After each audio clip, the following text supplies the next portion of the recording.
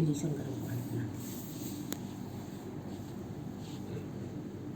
चौदह कर लेंगे चौदह लगाते हैं। अब अर्धी में लगा दे, अर्धी लगा दे मिक्सर का एक लोट और बन लाऊंगा।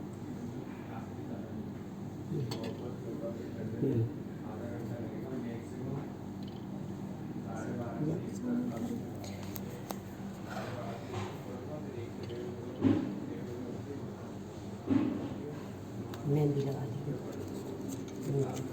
सब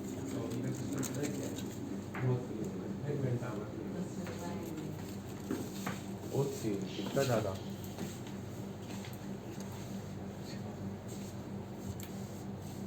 बड़ी ला दूँगा बिल्ली नहीं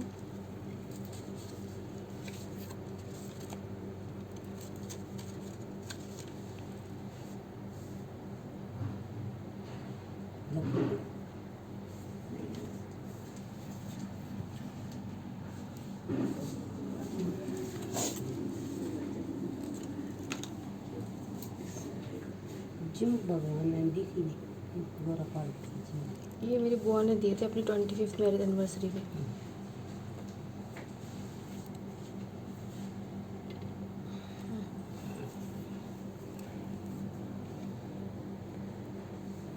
बड़ी ला दूँगी नहीं नहीं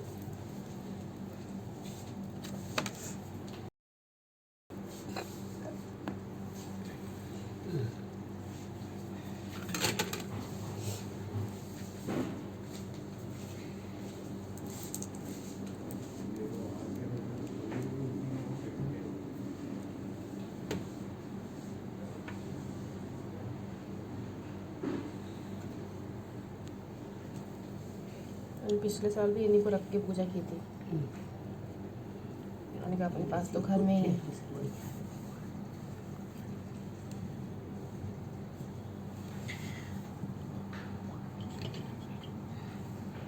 टिकी लगाई है काजल रंग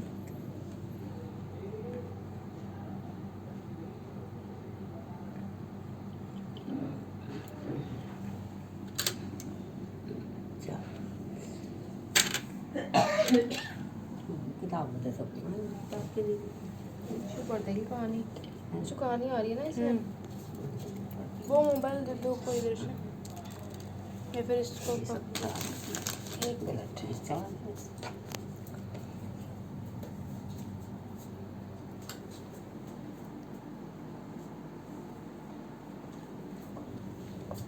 कट चलानी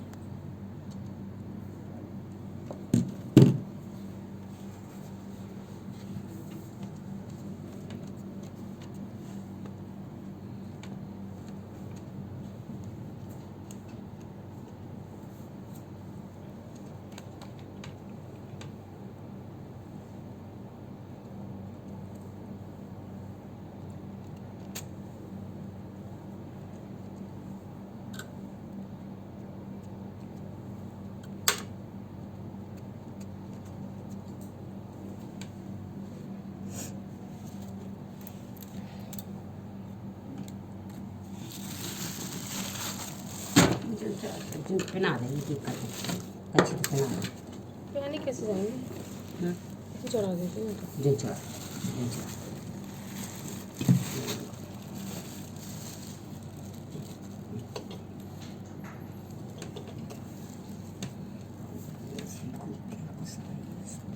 और बस अब हाथ पीर के एक दुआ से हुआ कब्जे कर ले जा सो लगे कर ले बीस में कर लेते देख भाई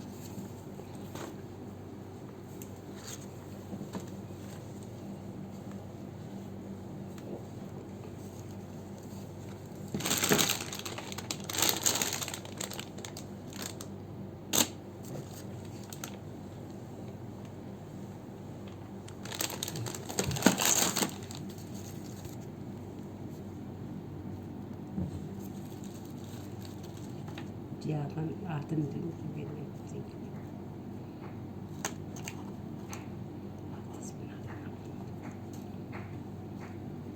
बिछी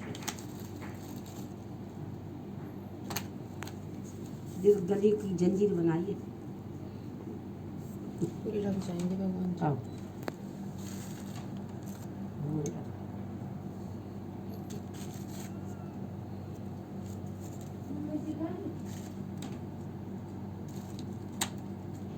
दो बिछी है देखो जेन दिए ये देने को। जो वहाँ तस्वीर बना दो। चार तस्वीर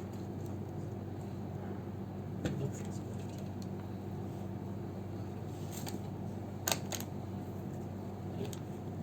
फूल भी रखे फूल चार फूल रखे।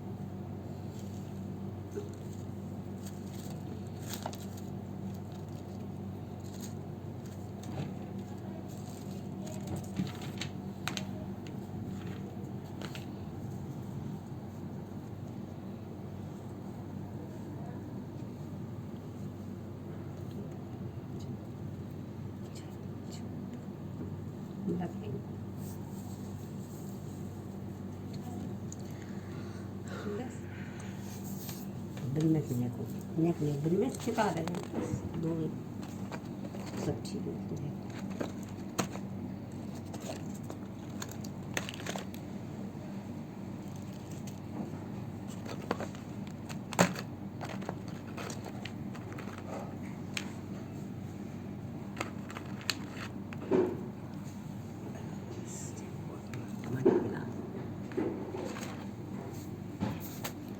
चालू कर दो।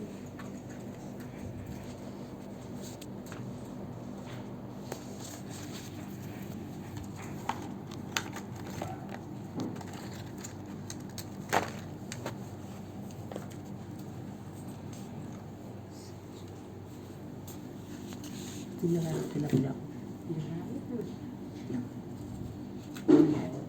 बच्चे कहाँ गए? उनको बुलाना दोनों को। भैया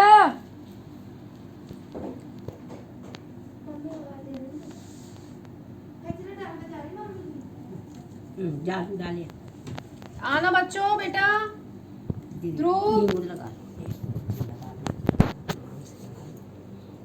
जी तो बस जी ले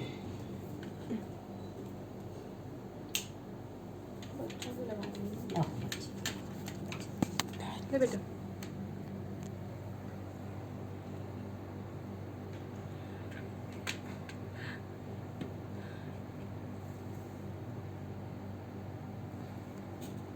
खूब पढ़े मेरा बच्चा, खूब राजा बच्चा बना।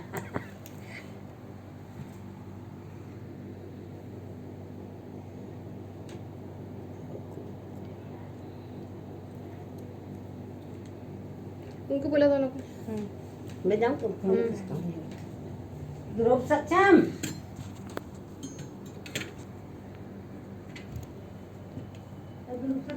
और मुझे कहानी पढ़ के सुना दे।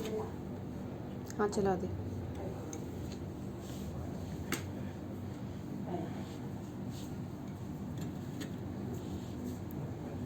भारतवर्ष के विभिन्न राज्यों के रिवाज, उनकी परंपराएं और त्योहारों से उनकी संस्कृति की विशेषता झलकती है। उधर फेस करके।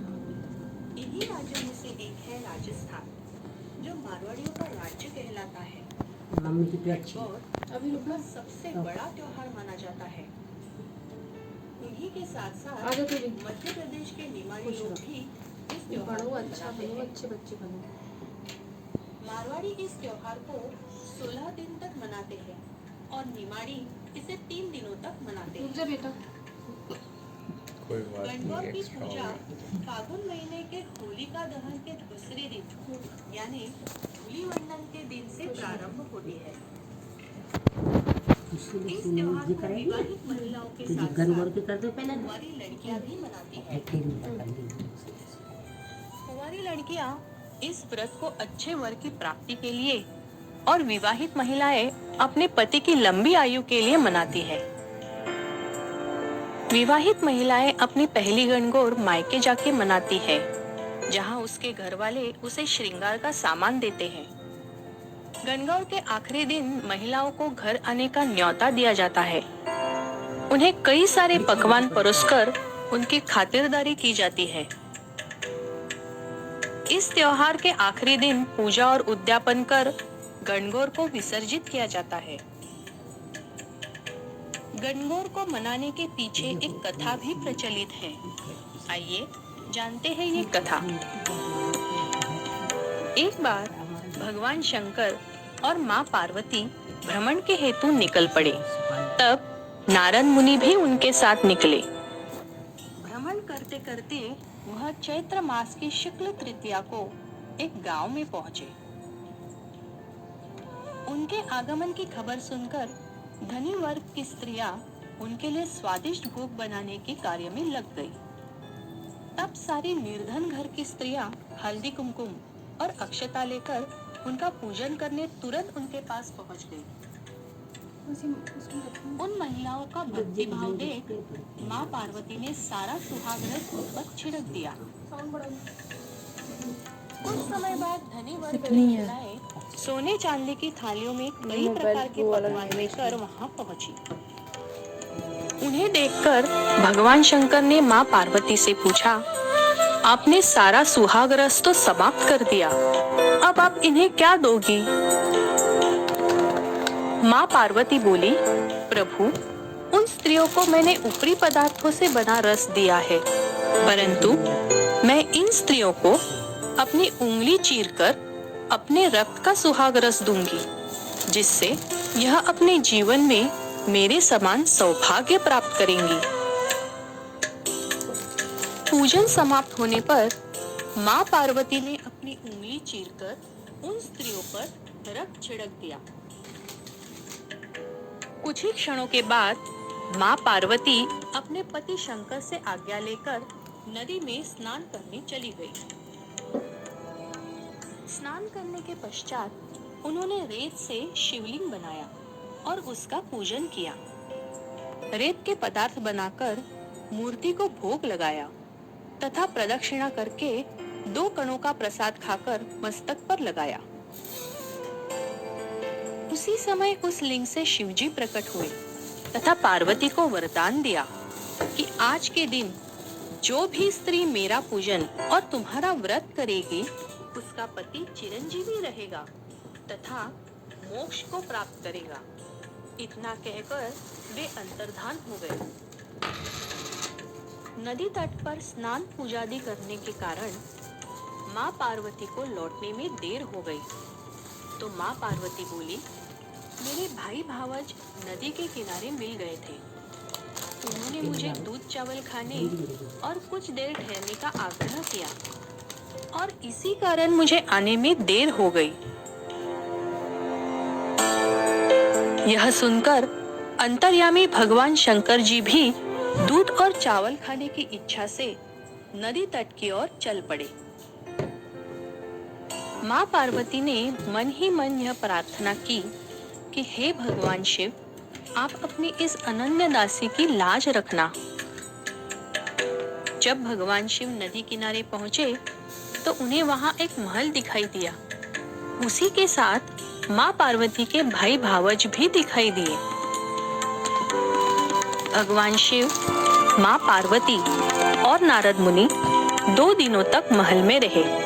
तीसरे दिन माँ पार्वती ने भगवान शिव से वहां से निकलने की विनती की, परंतु शिवजी तैयार नहीं थे।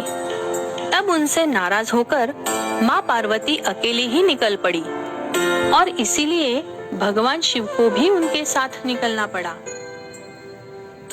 उनके साथ साथ नारद मुनि भी चल पड़े, परंतु आधे रास्ते में पहुंचने पर भगवान शिव माँ पार्वती से बोले, मैं तुम्हारे मायके में अपनी माला भूल आया हूँ।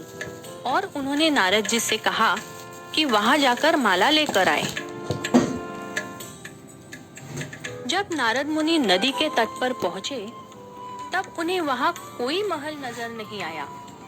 वहां दूर दूर तक सिर्फ जंगल ही जंगल था।